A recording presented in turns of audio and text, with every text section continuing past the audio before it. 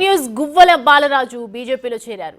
BJP chief Ramachandra Rao సమక్షంలో కాషాయ కండువా కప్పుకున్నారు. అంతకుముందు అనుచరులతో కలిసి భారీ ర్యాలీగా బీజేపీ ఆఫీస్కు ఆయన చేరుకున్నారు.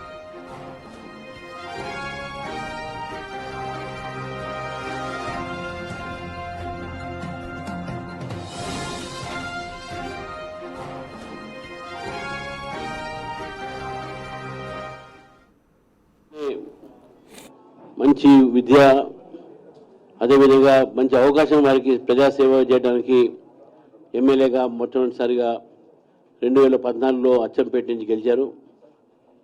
మళ్ళీ 2019లో కూడా రెండోసారి అచ్చంపేట నుంచి గెలిచి మొన్న కొన్ని ఓట్లతో వాడు ఓడిపోవడం జరిగింది.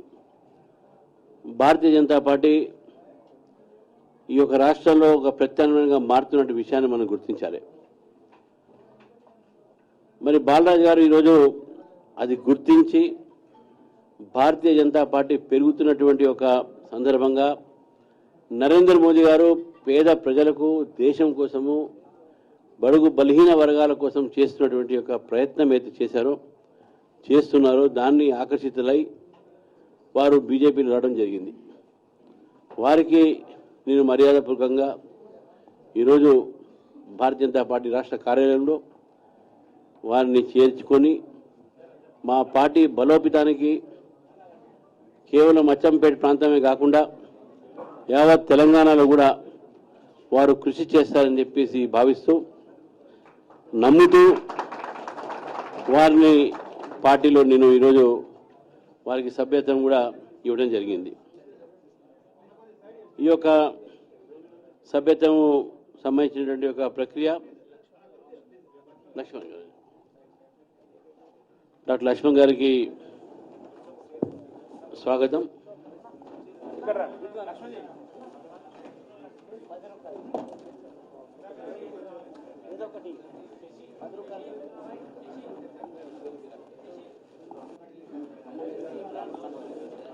ఈ యొక్క కార్యక్రమానికి లక్ష్మణ్ గారు కూడా రావడం జరిగింది.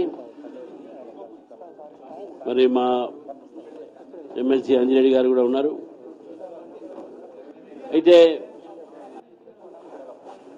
భారతీయ జనతా పార్టీ ఇంతకు చెప్పినట్టు గత 2023 అసెంబ్లీ ఎన్నికల్లో బీజేపీకు 13.9% ఓట్లు వచ్చినాయి. అదే మళ్ళీ 24లో జరిగినటువంటి ఒక పార్లమెంట్ ఎన్నికల్లో 36% పైగా ఓటు శాతం పెరిగి మేము 8 సీట్లు గెలుచుకున్నాం. బీఆర్ఎస్కు 0. బీఆర్ఎస్ పార్టీ గతంలో భారతీయ జనతా పార్టీ మీద మమ్మల్ని ఎగదాళి చేసేది, బీజేపీకి 0 వస్తుంది 0 వస్తుంది అని చెప్పేసి. ఇప్పుడు వాళ్ళ పని 0 అయింది. అది గుర్తుపెట్టుకోవాలి. ఈరోజు నిజంగా భారతీయ జనతా పార్టీ యొక్క ఇది 36% పార్లమెంట్ ఎన్నికలే కాకుండా మొన్న 2 ఎమ్మెల్సీ జరిగినాయి. ఆ ఎన్నికల్లో కూడా టీచర్స్లో మొత్తం దాదాపు 60-70% పైగా ఓట్లు మాకే వచ్చినాయి, ఓట్లు వచ్చినాయి. అంజిరెడ్డి గారు కూడా బ్రహ్మాండమైన విజయం. కాంగ్రెస్ మీద గెలిచిన కాంగ్రెస్ సీట్ని బీజేపీ కైవసం చేసుకునే విషయాన్ని కూడా మనం చూసుకోవాలి. కాబట్టి భారతీయ జనతా పార్టీ తెలంగాణలో పెరుగుతూ పోతా ఉన్నది అనే విషయానికి ఇది నిదర్శన. అంటే చాలామంది భారతీయ జనతా పార్టీలో చేయడానికి సిద్ధంగా ఉన్నారు. మనందరం కూడా ఆహ్వానిస్తూ మరి ఈరోజు మనం చూస్తూ ఉన్నాం, వానలు పడతా ఉన్నాయి హైదరాబాద్లో. అదేవిధంగా మనకు రైతులు కూడా చాలా నష్టపోతూ ఉన్నారు. హైదరాబాద్లో అయితే ప్రతి చోట వాటర్ క్లాగింగ్ అయ్యి ట్రాఫిక్ ప్రాబ్లము, రోగాలు వస్తున్నాయి. రోగాలతో పాటు ఈరోజు పిల్లలు కూడా చాలా సఫర్ అవుతూ ఉన్నారు.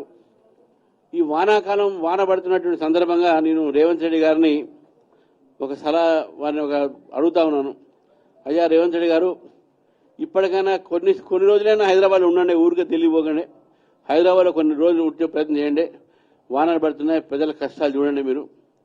మీరు ఊరికే ఢిల్లీ పోతే కూడా ఇక్కడ ప్రజలు, మీరు మున్సిపల్ అడ్మినిస్ట్రేషన్ మీదే కాబట్టి మీరు ఢిల్లీలో ఉంటే ఇక్కడ మున్సిపల్ అడ్మినిస్ట్రేషన్ అంతా కూడా ఎవరు కూడా పట్టించుకోవట్లేదు. కాబట్టి కనీసం కొన్ని రోజులైనా హైదరాబాద్ ఉండి మీరు హైదరాబాద్లో పరిపాలన సాగించాలని మిమ్మల్ని కోరుతూ మరి ఈరోజు వారు ఒక గేట్వే ఆఫ్ హైదరాబాద్ తెలంగాణ అని పెట్టి ఓవరాల్ మీద పెడతా ఉన్నారు. సంతోషం, మాకేం దాంట్లో అభ్యంతరం లేదు. హైదరాబాద్ నిజంగా ఎన్డీఏ ప్రభుత్వం వాజ్పేయి గారి దగ్గర నుంచి ఇప్పటి వరకు ఉన్నటువంటి ఒక ఏ పాలకులైనా సరే దీన్ని నజరందాజ్ చేయలేరు, దీన్ని విస్మరించలేరు. హైదరాబాద్ డెవలప్ చేయాల్సిందే. మీరు గేట్వే ఆఫ్ హైదరాబాద్ పెట్టిన రోజు తెలంగాణ భారతీయ జనతా పార్టీకు గేట్వే ఆఫ్ తెలంగాణ అవుతున్నది. బాలరాజు గారి చేరిక దానికి ఒక నిదర్శనం. కాబట్టి మిత్రులారా, ఈరోజు ఏదైతే మనము ఈ యొక్క చేరిక సమయంలో వారితో చాలా మంది చేరే వాళ్ళు ఉన్నారు. నేను ఇంతకుముందు చేసినట్టు వారికి ఇప్పుడు మా పార్టీ తరఫు నుంచి వారికి 10 రూపాయలు ఇచ్చి వారికి యాక్టివ్ మెంబర్షిప్గా ఇస్తున్నాను. చెప్పి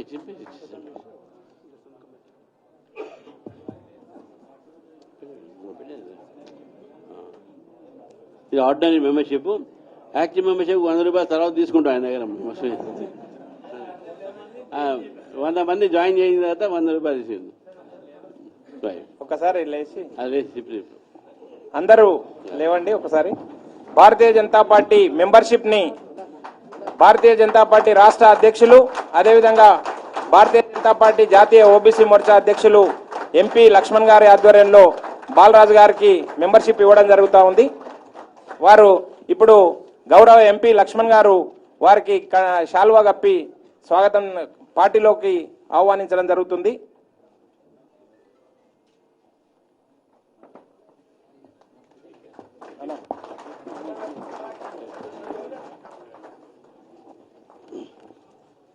ధన్యవాదాలు. అయితే ఈ మధ్య మొన్న జరిగినటువంటి ఒక నా జిల్లా పర్యటనలు అయితే ఉన్నాయో, రోజుకి 1 నెల పూర్తి అయింది నా ఒక ఛార్జ్ తీసుకొని. ఈ నెల లోపల పూర్తయ్యే లోపల నేను 16 జిల్లాలు పర్యటన చేశాను. దాదాపు 3500 కిలోమీటర్లు కూడా ప్రయాణం చేశాను. కొన్ని వేల మంది కార్యకర్తలు కలవడం జరిగింది. కొన్ని వందల పిటిషన్లు మాకు రావడం జరిగింది ప్రజా సమస్య మీద.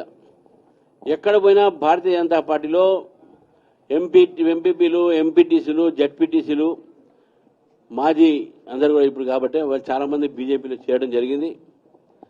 చాలామంది యువకులు కూడా బీజేపీలో చేరుతా ఉన్నారు. నేను ఈ వేదిక ద్వారా మరొకసారి తెలంగాణ మేధావులకు, యువకులకు, డాక్టర్లకు, ఇంజనీర్లకు అందరికీ కూడా నేను ఈరోజు వారిని అప్పీల్ చేస్తా ఉన్నాను, బీజేపీలో చేరండి. కానీ కేవలం రాజకీయ నాయకులే కాదు, ఈ సమాజం పట్ల, ఈ దేశం పట్ల వారికి ఎవరికైనా ఆ అభివృద్ధిలో వారు భాగం కావాలనేటువంటి కోరిక ఉంటే దేశం పట్ల, సమాజం పట్ల, తెలంగాణ పట్ల